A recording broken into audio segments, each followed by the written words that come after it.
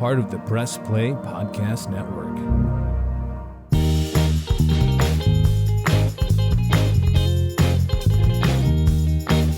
Hello, Brooks here with the Books with Brooks monthly book club podcast. We are part of the Press Play Podcast Network.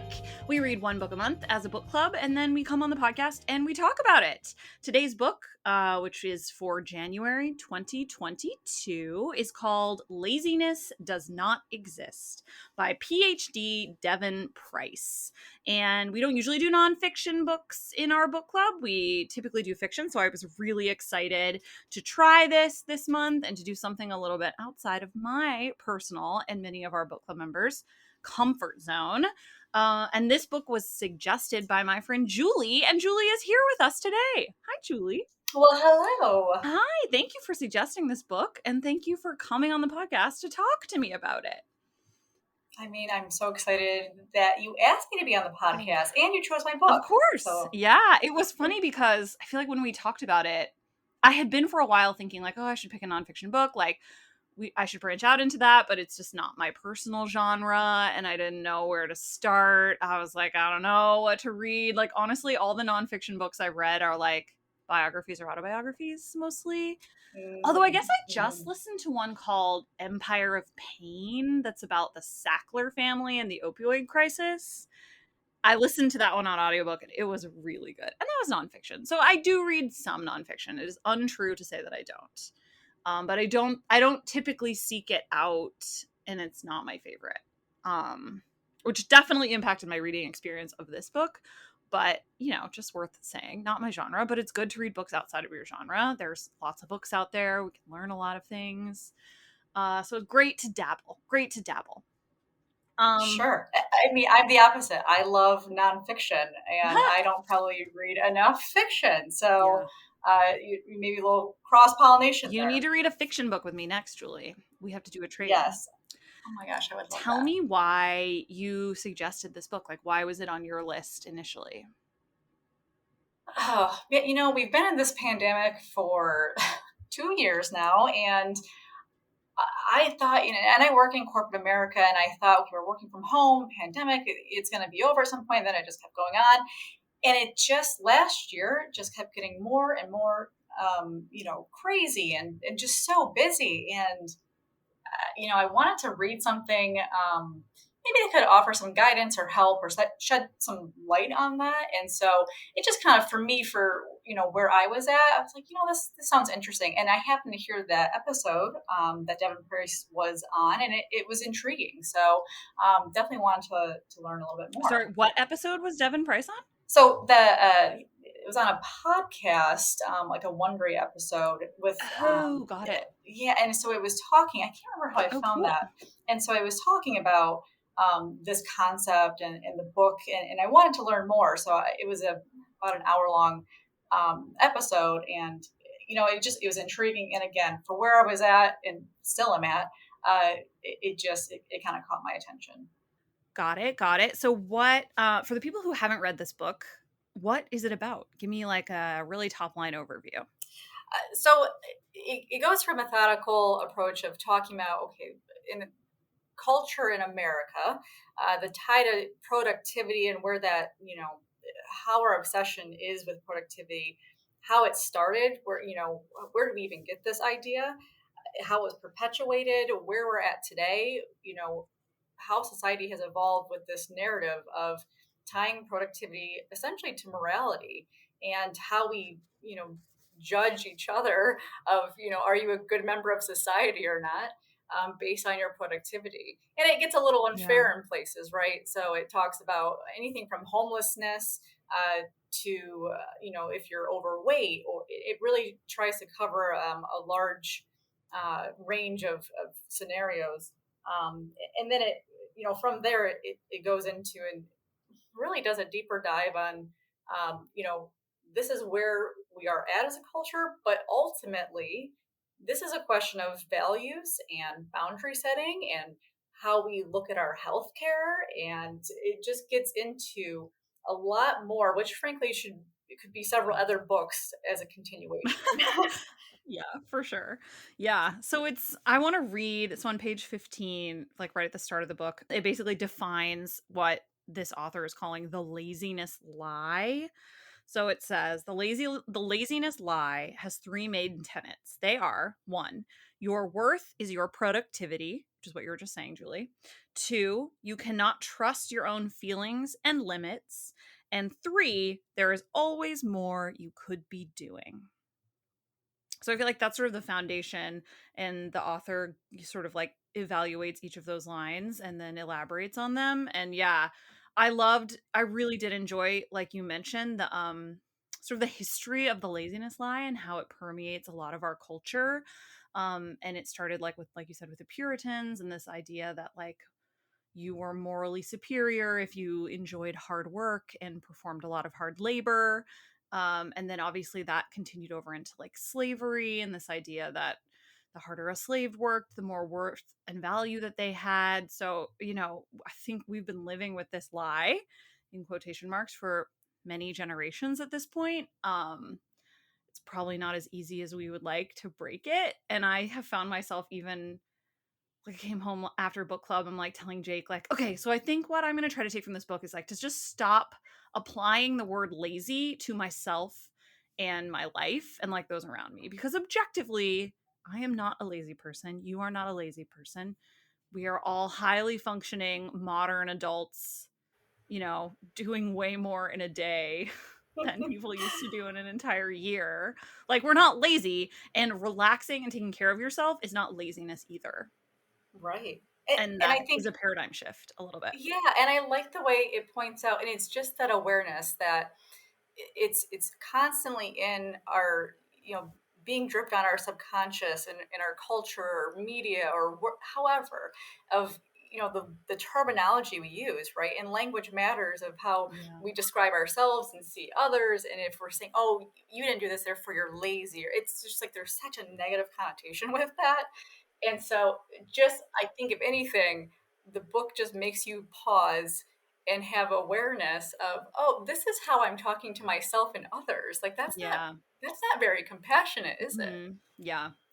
Yeah, and it does have like, I don't know. I didn't ask this question at book club. I should have. I don't know if I would consider this book a self-help book. I think it's much more of like a commentary on society with like some self-help sprinkled in. Would you classify it as a self-help? No, I wouldn't, because it doesn't really get into the, towards the end, it doesn't get into the meat of, this is how you define values, right? It tried to, by saying, hey, here's 10 values to go consider and think about them. But that's not really you examining your values on a deeper level to ultimately make a guideline for what's important to you in life, and how you're going to live, live accordingly. So it doesn't get into that, and it doesn't get into, well, how do you change culture and what can you do? Yeah. It Yeah. There's a lot of other books out there that are significantly, better at actually going through that in detail, and having a plan that you can try to, use Yeah. to change. Well, and I really liked, there was a moment in our book club discussion where someone was sharing about like sort of their like work environment, and it's high stress, she's high achieving, now she has this direct report, sort of a person below her, and like we all sort of had the idea of like, well, one thing you could do is start to apply this stuff to your direct report, like change the culture sort of like one person at a time now that you're a manager. And I think there is a like general consensus among millennials that we don't like the way that boomers like work and run companies, Mhm. and like it's not how we want to work, and it's not how we want to manage. So it was cool to see someone like processing what they read in this book and then being like, here's a concrete way I could apply this to my life and to someone else's life, and like it really could make a difference, and that I thought was really cool. Yeah. And Again, fun. awareness, right? Yeah. Yes. Yeah, so awareness. Okay, the most important question though, did you like this book? Julie, you were on the fence at book club. What are you going to say today? I know. I'm so. I'm still not a 100% yes, 100% no. I liked the beginning part a lot more, because again, I liked that it offered something new in terms of, here is how this is rooted in society and where it started and gives you that background and history. The latter part of the book I didn't enjoy as much because it was anecdotes and it kind of meandered through trying to connect other things again, like being overweight or gender identities or race, and it at the end it kind of loses me, and it doesn't do Yeah. any heavy lifting at the end. I think that was kind of a consensus among the book club too. We had a lot of people who didn't finish it. I really struggled to finish it. I was a no on this book. Although I do think, and this was really surprising as our first nonfiction book. I did not enjoy reading it. I really kind of dreaded it. I had to break it up into little bite-sized bits, which the book recommends doing that if you're a procrastinator. So I was like, oh, look, I'm doing it. So I was reading like 10 pages a day for like 20 days. Oh my gosh. To try to get through it, which was fine and like very manageable, and honestly gave me time to sort of reflect on the pieces that I had read in a cool way. And then when I went to write the questions for book club, I found I had tons of thoughts and questions. There was so much I wanted to talk about, and that doesn't always happen with fiction books. Sometimes it does, sometimes it doesn't. So anyways, is all to say I was really surprised by this like whole reading experience for a nonfiction and book club, and I wish I enjoyed it more because I think it would be fun to pick more books like this to then discuss, because I thought the conversation was so good. Unfortunately, I just think it's so boring. Well, I mean, To we've read. heard that a lot, right? So most of the group last night didn't really enjoy it because we're like, this doesn't speak to my experience and where I'm at and how I feel. Like, so it's like, I'm already don't love nonfiction. So you kind of heard that, right? And right, people tend to gravitate towards what they already like. Right. But I like that this group was really open to trying some different things. But if anything, I think the really main positive that you just hit on is it is super thought provoking, and it makes us examine and question, wait, why are we doing the things we're doing? Yeah. And, is this healthy for me? Is this healthy for society? Not that we're going to change society, single handedly, but I think it's a healthy thing to question those. So Yeah. I like a book that's thought provoking, even if I don't love the whole book. Yeah. No, I agree. Definitely. I mean, and I do feel like I learned stuff, and I've been thinking about it. I've been like processing it and like swishing it around like in a cool way. So I'm really glad we read it. I think I'm a better person for it. I don't know how soon it will be before I pick up another book like this. But that's totally fine. Yeah. I liked, there was a quote that I wrote down, because I mean, again, I work in corporate America, and it just seems like it's still clipping along at a very unreasonable, unmanageable pace. Not just my company, but I think corporate America in general is running that way. But I wrote this down and I laughed, and it was saying in the book, like, drugs are more readily available than time off. And I was like, oh, amen. That is So we just drug ourselves to get through the day and to get through our lives. And so it's like, well, of course, corporate America is going to give you all the coffee you want. And I'm sure there's other companies and caffeine's a drug that's supposed to make you more productive, right? Yeah. So you see how perpetuated this really is. Yeah. And again, how it's everywhere without you even realizing. Yeah. There was one part in the book that I don't think I marked it, so I'm not probably gonna be able to find it, but it was an anecdote about a woman who was like Dr. Price's student, I think, and she had just like all this trauma. Like someone had died, and then like her house had burned down, and there was like another natural disaster. She just had like an awful time of it. Like all these bad things had happened to her. But she was so worried about people, so she was missing, like, she wasn't able to like complete all of her commitments. She was missing class, she was missing work, she was letting people down, and she was so guilty about that she would carry around proof of all of these bad things that had happened to her, so that she could prove she wasn't lazy. She just lost all of her stuff in a house fire or whatever. And that's sad. Obviously that's shockingly horrible and sad, but I feel like that resonated with me so much, because I feel like even little things like, if I get sick, it's like I feel like I have to prove that I'm sick in order to convince the people around me that like I deserve this rest. And like that's sad. Like we shouldn't have to prove, like, I'm not lazy, and I don't think people think that I am, but I am so fearful of being perceived that way, that you have to prove you're not all the time, and it's exhausting. And maybe that's also like, I think that might be a woman thing too, of just like if I'm not pulling my weight, that means someone else is pulling it, and I feel guilty about that, and like ashamed. And Right. that's, I don't know, maybe that's just like how women are taught to feel. I think they are probably more than men. Um anyway, we can talk Yeah, about I that, think but it's that resonated with me.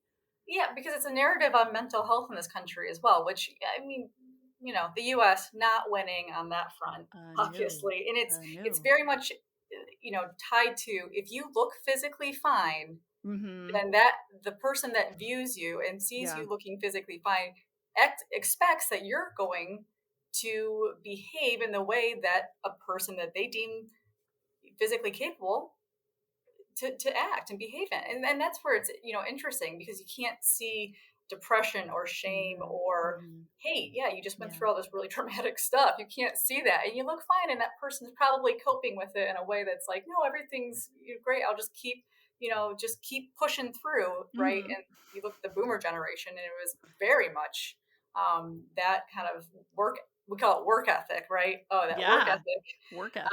of But push it that's, down, look like you're yeah. fine, and just slog through it, right? Hey everyone, it's JD from the Hyman Podcast. Backed by popular demand, I'm excited to let you know that new episodes of the Hyman Podcast will drop every other Monday on Apple Podcasts, Spotify, or wherever you listen to your podcasts. We're going to continue the conversations we started last season and keep having those hard conversations. There is so much in store for you this season, and I'm excited to share it with you. Subscribe today so you don't miss a single moment. The Hyman Podcast, part of the Press Play Podcast Network. And I feel like the pandemic, like we kept talking about the pandemic and book club because I think it's so relevant to this conversation, because it has changed so much about like the way we live our lives and the way we work and what we expect of each other. And now, we have all worked from home for 2 years. Like the lines between work and personal life are so blurred. Literally, your coworkers and your boss are in your bedroom with you now on video. It's like they're Yeah. right there. You're constantly connected. You're getting Teams chats all day. You're getting Slack chats all day, all night. Like, yeah, it's so different now. And so like I just think this conversation is hyper relevant to the moment we're living in. Yeah. And last time we talked also of what it's like, okay, right, what would I can't remember who asked it, but it's like, well, are you going to do anything different? And she was saying, I don't know that I'm going to take anything different away from this, because don't feel I don't feel bad with how I manage my time, and how I relax. And Which is great. Like, good for you. That's I amazing. know, I was like, That's how I yeah, wish we were all that way. I wish we all were like that too. I definitely, a lot of this book resonated with me. I especially have that thing of like, I feel that I have to earn my relaxation time. Mhm. So it's like, and I especially notice this on the weekends, obviously, which are supposed to be a relaxing time, but it's like, I can't sit down on the couch until I complete this list of tasks, whatever it is. Do the dishes, do the laundry, mop the floor, change the cat's litter box, whatever. And so it's like, I feel like I can't relax. I haven't earned it until I do these other things. But that's so unfair because I've also worked all week. Like I've also done all these other things. Like you don't have to earn your relaxation time. You can just exist. And that's okay. Yeah, and it is nice to have the reminder of, no, restorative practices, like just being still, or maybe just having a day on the couch reading, or not doing anything, just taking a nap. That that is equally as important as setting your goals and living your life. And that's where it's okay. That's an interesting part of the conversation to bring up, and it did make me think of the same thing of like how, I'm not a great relaxer. I think I told her, like, I tried to relax one day and it was a nightmare. No, you were like, I tried to relax one day 3 months ago and it was terrible. That's what you said. It was horrible. I just had all this flood of, oh, I got to do this. It's just like gotta, that circuit in my brain fired up, right? Yes, it's a desire to be productive, like, and to produce every waking moment. And I feel like that's also such a big part of like hustle culture nowadays. Ugh, Like hate it. all of us millennials, you know, we cross stitch for money. We all have an Etsy account. We drive for Uber. We're doing Uber Eats, like whatever it is. And you know, it's sad because a lot of those things are driven by a financial need. Obviously, people are trying to fill the gaps that their day jobs aren't filling financially, which is broken and very bad. But more than that, I think we are taught, or we have started to internalize this idea that like every minute of our day should be productive. And if you enjoy a hobby, how can you monetize it? Like if you aren't good at something, never do it again. It's a waste of your time. And that one too really got me because I hate doing things I'm bad at. I hate it. And this book was sort of making the point of like, hey, yeah, do stuff you're bad at. Like that's great. That you know, you learn a lot of lessons from that. It proves again that like your time doesn't always have to be productive in this like grand sense of the term. Like you can go paint a shitty picture and get a lot of like creative and like great experience from that, and then never do it again, or never sell it for money, or never hang it up, and like all of that is Right. fine. And because it ties that also into competition with others, right? Like if you don't do this, then someone else is going to do it. And they maybe, you had that idea first and then they did it and did it well. And it just becomes this whole self-fulfilling prophecy of like, I'm not good enough because I didn't do this. And you're like, okay, that's enough. That's enough of that. That's enough. It's not healthy. I mean, we talked about this a lot. I think we all collectively wish that this book also was more inclusive on looking at those that are doing, service type jobs or quote unquote the blue collar type jobs, Yeah. right? The factory workers, if you're at fast food, you're, a waiter, those types of jobs. It would have been nice to highlight of, yes, you also deserve, time off and restorative practices. And also looking at like, if you're a single mom trying to support your kids, those are real luxuries to have of, well, yeah, I'm just going to take some me time and, whatever. Right. Right. Me time requires finding a babysitter, like not having to work. Like, this book was definitely written by like a PhD who's been in academia for many years and seems to have a little bit lost touch with probably what the majority of America is like. It was definitely like this book comes from an extreme place of privilege. I don't think the author would disagree with that statement. And it did feel like it was lacking.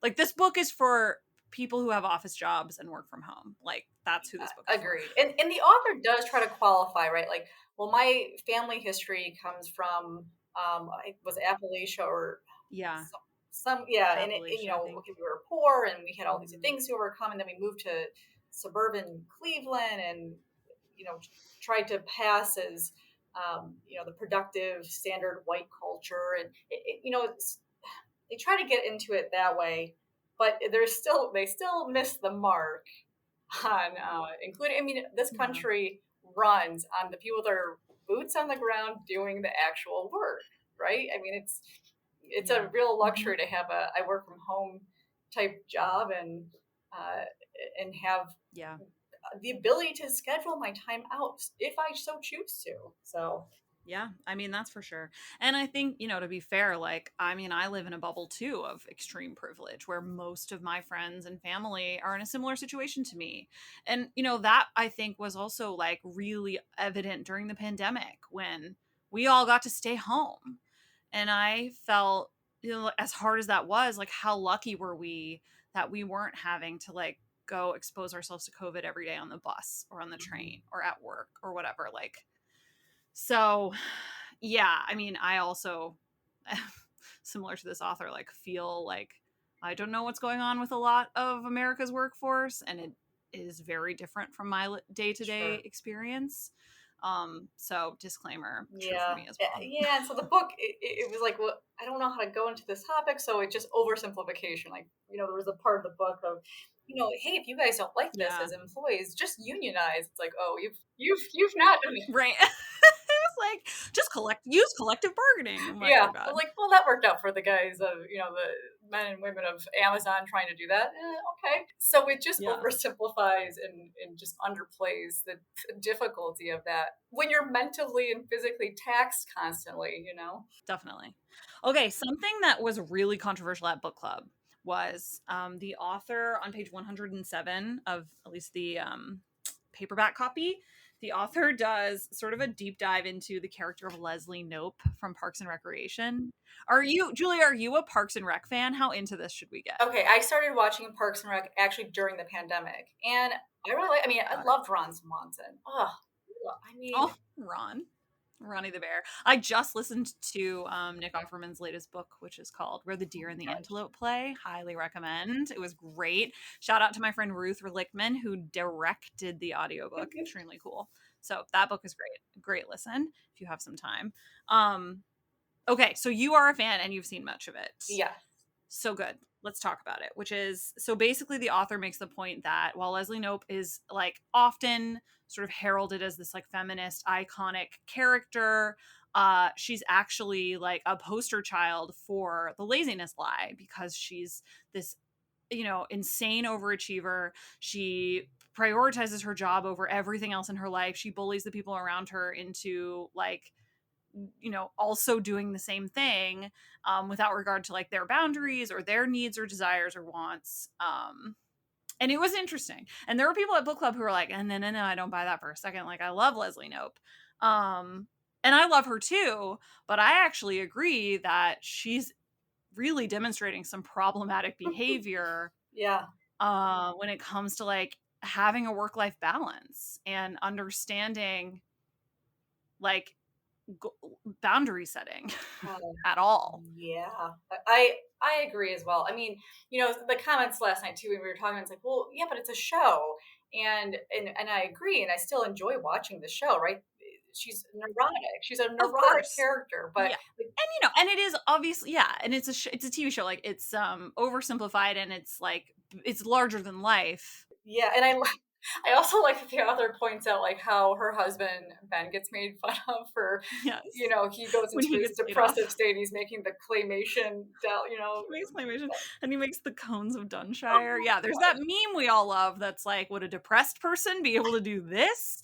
It's like something really stupid. And so I think it's important that we look at these shows like, yes, we enjoy this and it's lighthearted and it's fun, but again, when you're subconsciously being dripped on with all of these, shows, again, or media or wherever, and it just kind of, it permeates of like, this is rewarded behavior. And, if you do these how things, you get ahead. Right. Yeah.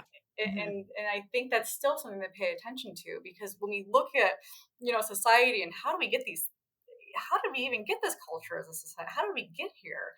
And you can't always pinpoint it to one major thing. It's like, oh, well, this is how, we view entertainment even. And that I think is interesting. Yeah.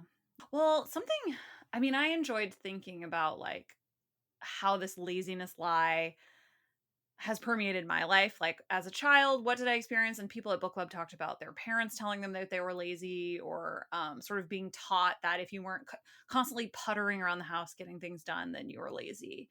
And I think something that my parents did right, shout out to my parents, was that we never had to adhere to perfect attendance at school. My parents thought that was a fucked up idea, and I totally agree with them, because and like, at least when we were growing up, I don't know if this still exists, but when I was growing up in Missouri, they would like they'd have like a ceremony at the end of the year for kids who had perfect attendance. And they would get like a plaque, and they would get like a gift card, and they could eat McDonald's or something. I don't know. There was like a big reward. And I never got it, because my parents were like, no, like, perfect attendance is not what we're aiming for here. Like, sometimes there's stuff you can learn outside of school, or sometimes there's reasons not to go to school. And I do think I internalized that, and I think that was a good lesson, because how can you expect a child to go to school every single day for 9 months? Like, children get sick, children get tired, children get hurt, children get bullied. Like, I don't know. I just think that, like, why is that something that we are valuing. It's like misguided values, right? Because the importance is this child learning, and every child, if we learn, right, they have different learning styles, but is this kid getting a good education? Right. Not does this child have perfect attendance. Now obviously you don't want a kid to be like, well, you missed half the school year. That's a problem in itself. Well, and I think that's what they're trying to combat, right? Yeah. Is like low attendance rates, which I A get. little overshot. Yeah, it's totally, you overcorrected, guys. You overcorrected, and I now think that now we're doing damage in the other direction.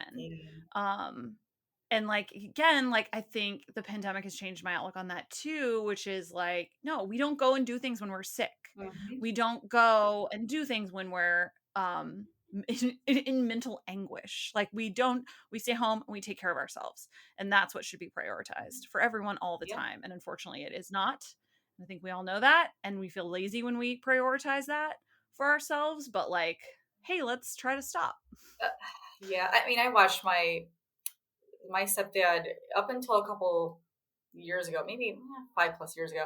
He oh, I didn't miss a day of work this year. I didn't take any vacation, and that's also very American. Be like, I didn't take any vacation. You're like, Like as a badge of honor. Like, no, honey. yeah, you're sick, and you got health issues that are coming up because you're not taking care of yourself. It's like, oh no, I'm a good employee. I'm like, for what? That company's not going to tuck you in at night. You're not going to look back and be like, man, I wish I worked more hours. Yeah, nowadays they're not even gonna give you health care or a pension or help you retire. They're not gonna do anything. Like, they're gonna do And so this book kind of circles that theme constantly. Like, well, why are we still doing this? And it's control, right? If you want a society to run and quote unquote be productive, it's you have to convince them that, well, this is worth it, right? And in our society is tied, well, you don't get health care if you don't work, and there is no paid time off, even which is fucked up. I think we all can agree. Yeah, your company doesn't even offer paid time off. Oh, maternity leave? Well, we'll think about it. I mean, there's all these things that are tied to it of like, well, we'll see if you can have some basic rights in being a human. We're not sure yet, We just went through the maternity. I own my own business, and it's a really small team. There's only a couple of us, and someone needed a maternity leave on our team, and it was like a really impossible thing to try to negotiate because the government doesn't help. There's no assistance at all. We're like a really small company. If one person's out, that means all the work is on the other people. Like, it was such a tough thing to navigate, and my blood boiled the whole time because I'm like, there should be like we shouldn't be having to do this. It shouldn't be all on us as a small business. Like, there should be parameters in place. And that was hard too, because it was like, there's not even like an industry standard. The government doesn't mandate anything at all, and they don't offer any help. And it was awful. It was awful to navigate, and it's bad for everybody. It's bad for me. It's bad for the person needing maternity leave. It's bad for the baby. It's bad for the families. It's bad for our business. Like, no one is being supported, and it sucks. Yeah. And that's where, this book, instead of towards the end getting into trying to dabble in a little bit in each of these major topics to tie it into the laziness lie, I wish it would have maybe started to go the path of looking at other cultures and societies that are trying to do a little bit better or do something a little different, right? So I think it was like Sweden, where it's like, we're going to experiment with a 6-hour workday, because the research says that you cognitively cannot focus for 8 hours a day is not reasonable, right? So it's not reasonable. Especially when you think about how productive you are with email and stuff. Like, sometimes I think about what work was before email. I'm like, what did people do? They just sat at an empty desk and looked at each other? Like, what was work? What were you doing? It's bizarre to me to think about that now, and like how much we accomplish in a day that previously would have taken weeks. Yeah. Well, and months. It's also, I mean, don't you sit at your desk sometimes and think like, wait, am I being productive and effective, or is this just busy work, right? It feels good. It's a little dopamine hit when it's like, ooh, I got through all my emails today. But I'm like, did I need to do that? Again, boundary setting. And so, yeah, I think it doesn't go into that in the book of, really what's busy work and work worth doing. Well, and I mean, it all depends on your job and what you're trying to do. But yeah, I mean, I feel like if TikTok's taught me anything lately, it's just like we all just send emails to each other and then wait for a response. And like, that's our whole job, which it does feel like that sometimes. Yeah. I mean, don't you think if That's very aliens came down and you had to explain, like, this is what the human, race has evolved to, and this is how we function. You'd be like, well, you have to send this email. And they're like, imagine explaining that to like a foreign being, right? And they'd just be like, no, I have to send this email. I have to send it by EOD. yeah, like, what are you talking? Like, what? That doesn't make any sense. It is. It's really funny. And then I just have to sit there and wait for someone to answer it. Like, oh man. And I mean, I look back and I'm like, I'm not going to remember any of this when I'm old. Like when I eventually, I hope I earn the right to retire. Yeah, if we can retire. Yeah. I'm not going to look back and be like, oh man, remember that month of January back in 2022. And I wrote all those emails. I really wrote amazing emails and they really knocked it out of the park. Listen, I do write amazing emails. My emails are amazing. I mean, you're so polite, I feel like, and professional in your emails. I've given that up. I'm just like, Am I? No. Hey. No. That's really funny. Oh, that's... Well, I feel like we could talk about this all day, which is how I feel about all books. So even a book that I didn't enjoy reading, totally worth reading. I did learn so much. I could talk about it endlessly. I hope to, apply some of this stuff to my life and like try to keep thinking about it, try to keep talking about it, try to keep like applying it to others. Like, especially with COVID, like, hey, you're sick, like, don't work. Or it doesn't even have to be COVID. Like, anyways, I think we can all do a better job of that and showing empathy and compassion for each other, in the workplace and out.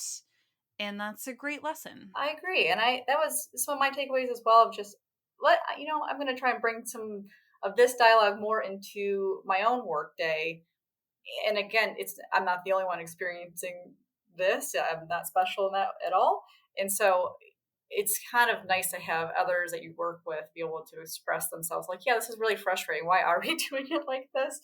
And yeah. And why is the world this way is a question I ask daily. And there were some follow-ups that I wrote down from the book that after reading them, I'm like, okay, I'm going to look at those. There was like the burnout inventory checklist. Yeah. What was it called? The Maslow burnout indicator. Yeah. And it had the three different, these are the signals: emotional exhaustion, depersonalization, lost sense of personal accomplishment. I'm like, yeah, I think we've arrived.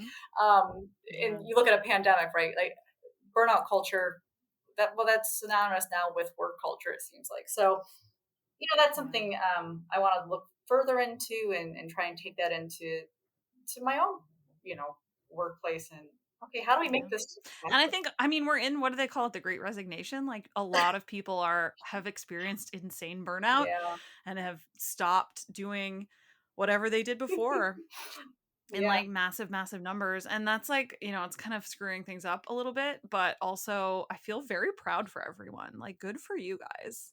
Yeah, I agree. I keep hoping there's going to be a silver lining to the pandemic of maybe something good will come out of it and we'll learn to live life like just a little slower and with more intention. Yeah. Maybe. I don't know. But maybe. I hope so. Maybe a big jump. But we can all help to make that happen by doing it ourselves. And that's then right. Pretty soon it's a movement. Pretty soon we've changed society. Look at that. We did it. Let's start a grassroots movement. Problems fixed. It's all fixed. We did it. One podcast. That's all it took. That's right. Well, Julie, such a pleasure to chat with you. Thank you so much for suggesting this book. Thank you so much for taking time out of your very busy day to come and chat with me about it. And I hope you read something else that you really enjoy. Thank you so much for having me. I love this. I love talking to you about books. I'm looking forward to a fiction book. Okay. All right. Well, we've got some coming. Awesome. So you just wait. All right. Thanks, Julie. Happy reading. Thank you. Books with Brooks is produced by Mo Barrow with theme music by Jonathan Allen. Books with Brooks is part of the Press Play Podcast Network, which empowers hosts to create high-quality professional shows that inspire and entertain. If you've been dreaming of hosting your own podcast, we can help. Please email content@pressplaypodcast.com to get started today. Please be sure to subscribe to get the latest episodes wherever you listen to podcasts.